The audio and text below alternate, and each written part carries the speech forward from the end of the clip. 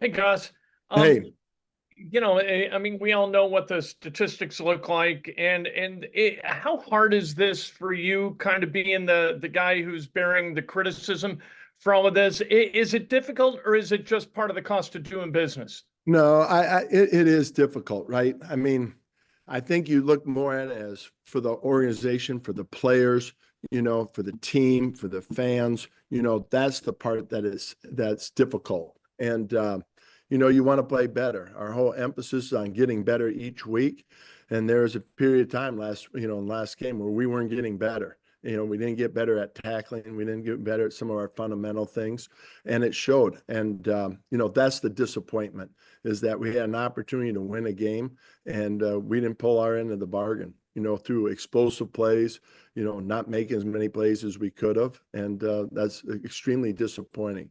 But yeah, it's tough. It's always humbling when you go through a game like that and you feel like, your defense had a big part of it and you didn't show up the way you should have. Thanks, Gus. Yep. James. Gus, obviously 2022, 28th in scoring defense, 28th last year. I think it's 25th this year. Shane said he has faith in you, and obviously I'm sure you have faith in yourself, but why should you be the guy, or can you be the guy to fix this defense that, has kind of been porous the last few years? Well, I think it starts with our players. We believe in our players and we know, that we can get it done and we can keep these points down. And that's our whole objective. I mean, are you going to eliminate explosive plays, keep the points down, give your offense a chance to get the ball many times and score some points? And we have faith in our group. We have faith in our coaching staff that we can get it done. There was a moment in that game, especially in the fourth quarter, where, there's always going to be a play here or a play there, and you try to eliminate those as many as possible. But to get the points that they did in the fourth quarter, which was hard. So, I think it's all based on how you feel the team is handling it, how the group is handling it. Right now, our defensive guys are stung, and they want to get it right. And we had a great meeting to go through all the tape. We watched, 85% of the plays, the tough ones for sure, and just the accountability part of it and making sure everybody understood what it should look like. And I think there's a clear vision. They understand what it should look like, as do we. And that gives me the faith that we can get this done. One quick follow-up. What do you think are just the constant themes to why you all haven't been able to get it done? Well, in this past game, I mean, explosive plays, right? I think when we play well, we limit the explosive plays. When we don't, we give them up. And, I didn't think in the first half we gave up the long pass for a touchdown. We gave up a screen for a touchdown. If you look at the explosive plays, there's one in single high, one in split safety, one in pressure, and one in man coverage. So it hit us in all of them. It wasn't like, oh, it was all in, split safety. Oh, it was all in three deep.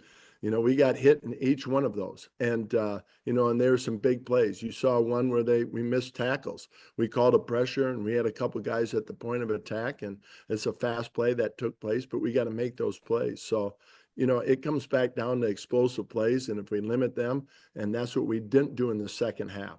The second half, they had more explosive plays than the first half, and that's why the score became what it was. Kevin. Gus, what goes into your decision each week in bringing more guys via pressure versus sticking with that front It's four? good. That's a great question. One, I think we look at, do we think our front can win? And also the protection. Now, last week, Jacksonville has a tendency, they do a lot of quick game, so they're a heavy quick game, especially out of 11 personnel.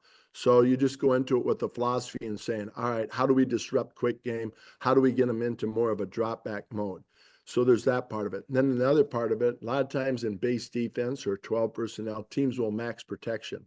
So then what is your personality? What is your flavor towards max protection? Can you win one-on-one, or do you need to bring pressure to affect the quarterback?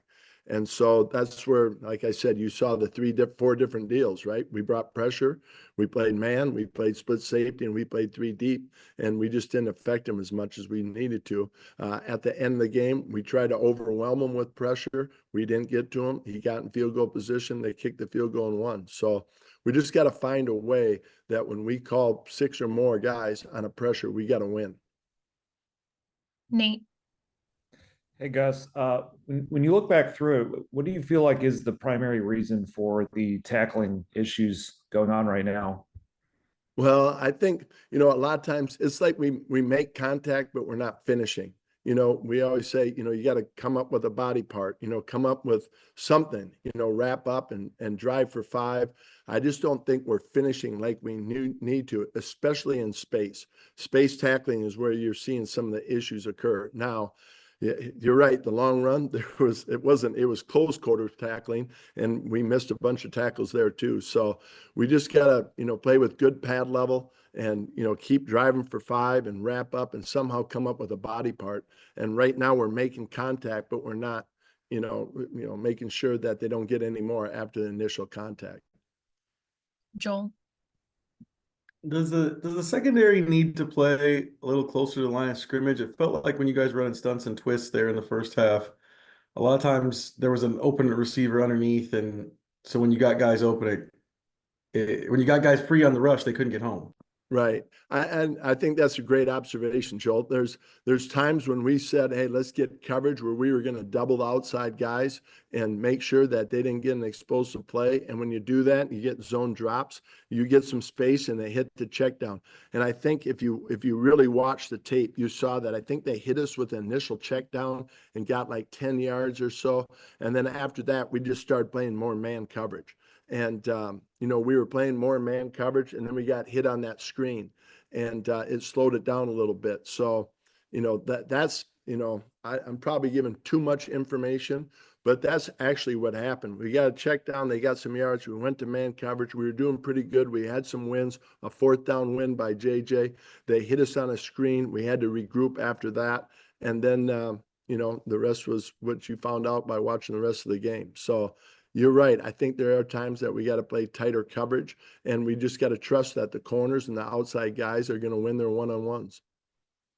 George, Guys, no sacks and no official quarterback hits on Sunday. How much of that, watching the tape, do you feel like was Jacksonville, and how much of that was maybe self-inflicted? Well, we never got them really off schedule. There was times where those tackling take place. If you look, I mean, we had a chance to get them 2nd 9. They fell forward. They got 5 extra yards. So we never really got them into those situations where it was a drop back pass. It was always the quick game, especially out of 11 personnel. So that's, I think we looked up the stat. There's 400 and some quick game passes in the league so far this year, and there were 17 sacks. It's difficult. I think Joe brought up the point of playing tighter coverage to allow the rush to get there. But most of the time, you got to win quick on those things. So, that's what we're taking a good hard look at right now, because we know teams will continue to do that if they feel it's a way to slow down our pressure. and then we'll take our last question from James. Gus, can you explain at all, if so, why Dallas Flowers was waived? And then secondly, beyond that, I guess, how do you right the ship defensively when you do have a guys dealing with a lot of injuries at this point in the season? Well, first of all, let's talk about Dallas. I mean, love Dallas, love coaching him and what he was all about. He's a great man. And, this business is unfortunate that way. And, we've all been a part of it, going through tough times and challenges. And, I could go into more depth about him, but just as far as him as a man, but I have great respect for him. Now, as far as the roster, here's what I told the group, and here's what I think is important. Right after training camp, when we got together and we just named our 53, looked them in the eye and said, you all earned your opportunity to be a part of this 53. You were handpicked to be part of this 53. And, that because we trust you, because we believe in you, and we believe that if anything happens, you'll step up and make plays for us. So when I look back at it, we picked these 53. So that means if there's multiple injuries that take place, then these guys need to step up and they need to get their opportunity. We believed in them enough to bring them in as part of the 53. Now, when they get their chance to play, they got to showcase their abilities. And, that's what we're challenging now, to get them to believe that, You know, we do have some injuries, but everybody has injuries across the league. And it's the guys that, you know, there's always a story that takes place with these players, you know, that come on, like Sam. I think Sam's playing, you know, pretty good right now. He's doing some good things. He's making some plays. There's a story, you know, I mean, we just got him, a week before the first game, you know, and here he is playing, you know, so there's stories that take place with these younger guys getting opportunity. And that's kind of the message to all of them. Be that story. You know, be that guy that we believed in to be a part of the 53. And when you get your opportunity, you shine.